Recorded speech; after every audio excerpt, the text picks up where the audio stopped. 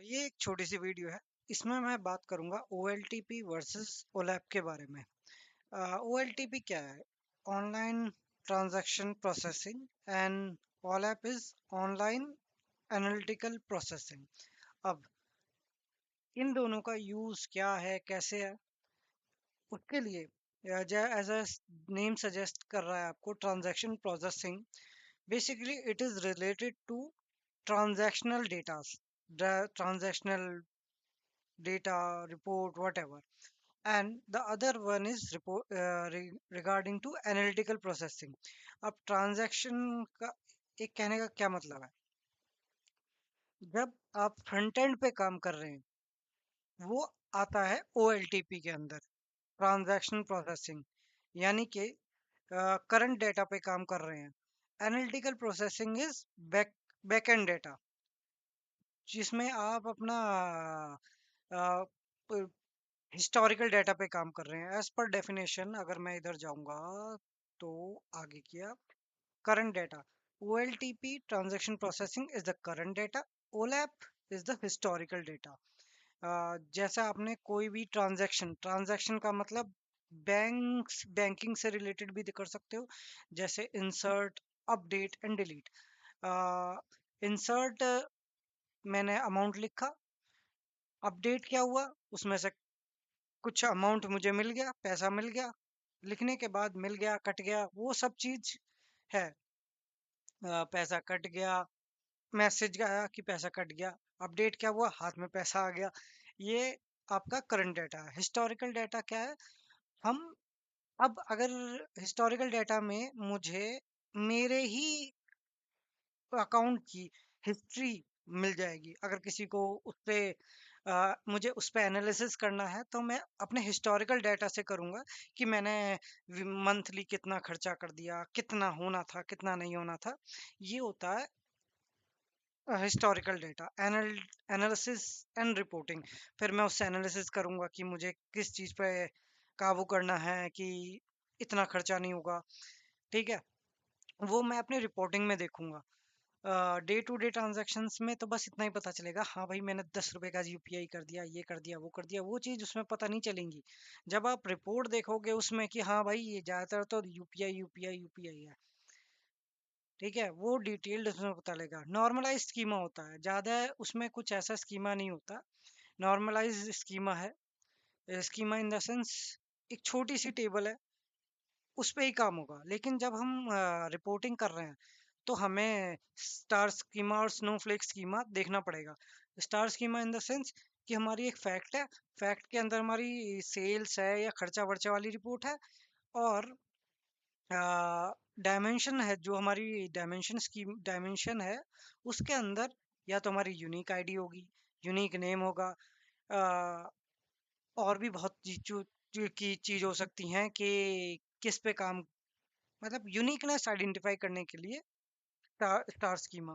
Snowflake और भी कुछ एडिशनल हो सकता है तो और भी मिल जाएगा। सिंपल क्वेरी होती है कि भाई select star from this this com, और इसमें कॉम्प्लेक्स क्वेरीज होती हैं। फ्रंट लाइन यूजर,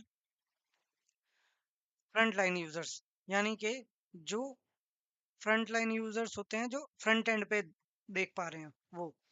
और इसमें एनालिटिक और एग्जीक्यूटिव्स होते हैं। रियल टाइम अपडेट है, ये पीरियोडिक रिफ्रेश है। काम फास्ट रेस्पॉन्स टाइम, इसमें फास्ट रेस्पॉन्स होना चाहिए। और इसमें लॉन्गर रेस्पॉन्स, यानी कि मैं हिस्टोरिकल डेटा पे काम कर रहा हूँ तो इतना लोड नहीं है कि 5 मिनट के अंदर ही बना के दो। नेक्स्ट डे भी हो सकता है, दूसरे दिन भी चाहिए, किसी भी दिन हो सकता है ये काम। OLTP बेसिकली SQL सर्वर, माई सिक्वल, ओरेकल। अब आप डेटा ब्रिक, अब तो लेटेस्ट और भी आ गए, और भी यूज कर सकते हैं। अगर डेटा ब्रिक्स की बात की जाए तो ओलैप में पावर BI है, जहाँ पे आपको फ्रंट एंड मतलब जहाँ आप रिपोर्टिंग करते हो, जिसमें टैब्ल्यू है, SAP है। OLTP सिस्टम्स, SQL, ये ETL data for fabric, pipeline, OLAP, warehouse, star schema. ठीक है। और डिटेल्ड में मेरे पास एक एग्जांपल और है। मैं जाऊंगा इधर, मैंने क्या दिया था ये, हाँ। Here is an point explained with real life example. Current data में जैसा मैं बता रहा हूँ कि आज का डाटा होगा, एटीएम से दो विड्रॉ किए हैं, ये करंट डाटा है। ओलैप में पुराना प्लस एक्यूमुलेटेड डेटा, 5 साल में एटीएम विड्रॉल में क्या ट्रेंड एनालिसिस। यानी भाई किसी को मेरी हिस्ट्री निकालनी है कि भाई ये कितना खर्चा कर रहा है, इसका डिटेल निकालो, तो वो उससे निकलेगी। ओलैप प्रोसेस उसको बोलते हैं, ओलैप। उसके बाद day to day transaction versus analytic and decision making. हाँ, वही रोज का काम हो गया, ऑर्डर प्लेस करना on Amazon, Paytm successful business. वही जो मैं बोल रहा हूँ, which city has highest sale this quarter. इसके बाद नॉर्मलाइज डेटा, कस्टमर और डेटा डुप्लीकेशन कम, मल्टीपल स्मॉल टेबल्स होती हैं। डाटा डुप्लीकेट कम होता है, हर एक की अलग अलग यूनिक आईडी होगी। कस्टमर ऑर्डर पर सब अलग अलग टाइटली लिंक टेबल्स हैं। रिपोर्टिंग के लिए ऑप्टिमाइज होता है, fact plus dim customer dim product star keema for power BI. Fact से कस्टमर भी कनेक्ट है, प्रोडक्ट भी कनेक्ट है। तो आ, हाँ वही है कि कस्टमर मैं हूँ, प्रोडक्ट एसबीआई बैंक के लिए कस्टमर मैं हूँ, प्रोडक्ट क्या होगा, अमाउंट निकाल लिया, वो सब चीज़ है। अमेजोन के लिए simple queries versus complex queries, OLTP. Insert into orders value, insert कर दी कमांड। इसमें ओलैप में हैवी क्वेरीज होती हैं। अभी तो ये छोटी सी दिख रही है, वो भी फुल नहीं है। तो टोटल सेल्स निकालनी है, year on year, region wise, group by करना है, ये सब क्वेरीज रहती हैं इसके अंदर। हम्म। और इसके बाद क्या, इसके बाद front line employ, cashier, call centre, customer support. Store cashier billing scan करता है, okay. And CEO power BI dashboard देखता है ओएल ऐप में। एनालिटिक एंड एग्जीक्यूटिव्स जो होते हैं वो देखते हैं। फास्ट रेस्पॉन्स है, मिली सेकेंड्स रेस्पॉन्स होता है। Card swipe, payment instant approve. OLAP में power BI report refresh 30 seconds, longer response time. मेरे ऊपर है कि मुझे उसे किस तरह हैंडल करना है, वो मेरे ऊपर है। Real time update versus periodic, 6 AM refresh होता है इसमें। ऑर्डर स्टॉक, जैसे ही आपने पैसा निकाला, तुरंत अपडेट हो गया। इसमें ऐसा कुछ नहीं है, हमने स्केड्यूल रिफ्रेश किया है, इस तरीके से होता है। Higher insert and heavy select, इसमें insert order, create, cancel, modify. OLAP में मोस्टली सेलेक्ट स्टेटमेंट्स होती हैं जिनको हम अपने पावर बीआई के अंदर यूज करते हैं। Database example, Oracle my server, data warehouse plus tableau. For running the business, OLTP generally is for the running the business. OLAP is for understanding the business. Power should always connect to OLAP. OLTP to avoid performance and data consistency issue. If you are connecting with the OLTP type of data, then it must be with a direct query.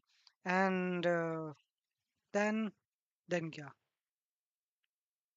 और interview point of view से तो हम यही बोलेंगे कि OLTP systems are used for day-to-day transactions.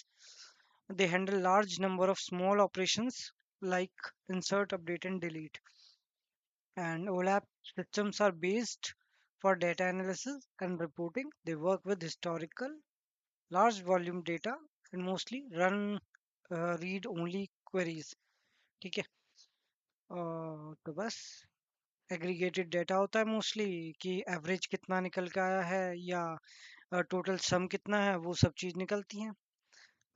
अब इसी ओलैप का एग्जांपल अगर मुझे, ओलैप नहीं, OLTP का भी देखना है, तो मैं उसको लेके चल सकता हूँ।